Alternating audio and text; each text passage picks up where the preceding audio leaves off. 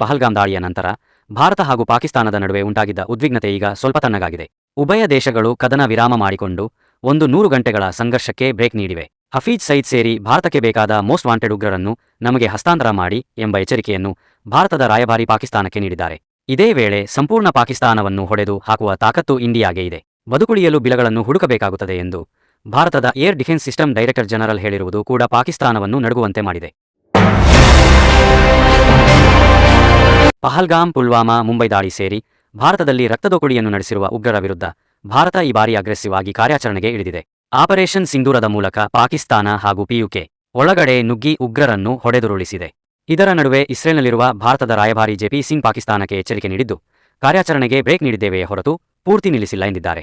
ಅಮೆರಿಕದ ರೀತಿ ಪಾಕಿಸ್ತಾನವು ನಡೆದುಕೊಳ್ಳಲಿ, ಹಫೀಜ್ ಸಯೀದ್ನನ್ನು ಭಾರತಕ್ಕೆ ಹಸ್ತಾಂತರಿಸಲಿ. ಅಮೆರಿಕವೇ ಉಗ್ರರನ್ನು ಭಾರತಕ್ಕೆ ಹಸ್ತಾಂತರ ಮಾಡುತ್ತೆ ಎಂದರೆ ಪಾಕಿಸ್ತಾನಕ್ಕೆ ಅದು ಯಾಕಾಗಲ್ಲ ಎಂದು ಪ್ರಶ್ನಿಸಿದ್ದಾರೆ. ಪಾಕಿಸ್ತಾನಕ್ಕೆ ಬಿಗ್ ಎಚ್ಚರಿಕೆಯನ್ನು ಭಾರತ ನೀಡಿದೆ. ಮುಂಡಗೋಡನಲ್ಲಿ ಮಳೆ ಪ್ರಮಾಣ. ಮುಂಡಗೋಡನಲ್ಲಿ ನಿನ್ನೆಯಿಂದ ಇಂದಿನ ಬೆಳಗಿನ ಜಾವದವರೆಗೆ 102 ಮಿಲಿಮೀಟರ್ ಮಳೆಯಾಗಿದೆ. ಈ ವರ್ಷ ಇದುವರೆಗೂ 300 ಮಿಲಿಮೀಟರ್ ಮಳೆ ಬಿದ್ದಿದೆ. ಮುಂಡಗೋಡಿನ ಕೆಲವು ಪತ್ರಕರ್ತರಿಗೆ ಬರೆಯಲು ಬರುವುದಿಲ್ಲವಂತೆ ಹೌದಾ? ಮುಂಡಗೋಡಿನ ಕೆಲವು ಪತ್ರಕರ್ತರಿಗೆ ಬರೆಯಲು ಬರುವುದೇ ಇಲ್ಲವಂತೆ ಹೌದಾ?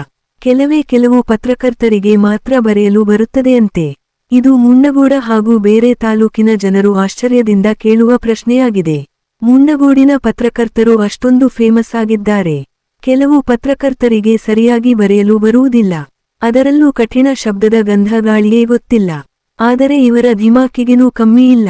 ತಾವೇ ಸೂಪರ್, ಸುಪ್ರೀಂ ಎಂದು ಪೋಜು ಕೊಡುತ್ತಾರೆ.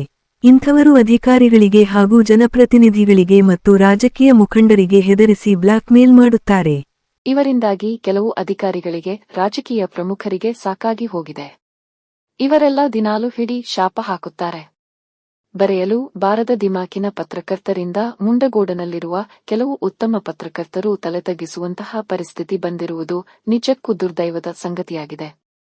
ಸರಿಯಾಗಿ ಬರೆಯಲು ಬಾರದ ದಿಮಾಕಿನ ಪತ್ರಕರ್ತರ ವರ್ತನೆಯಿಂದ ಸಾಕಾಗಿ ಹೋಗಿರುವ ಅಧಿಕಾರಿಗಳು, ಸಿಬ್ಬಂದಿಗಳು, ಜನರು, ರಾಜಕೀಯ ಪ್ರಮುಖರು ಮುಂದೊಂದು ದಿನ ಅಂದರೆ ಆಗಸ್ಟ್ 15 ಇಲ್ಲವೇ ಜನವರಿ 26 ರಂದು ಮುಂಡಗೋಡ ಕ್ರೀಡಾಂಗಣದಲ್ಲಿ ಅವರಿಗಾಗಿ ಬಹಿರಂಗವಾಗಿ ಕಠಿಣ ಶಬ್ದ ಬರೆಯುವ ಸ್ಪರ್ಧೆ ಇಟ್ಟರೂ ಅದಕ್ಕೆ ಅಚ್ಚರಿಪಡಬೇಕಾಗಿಲ್ಲ.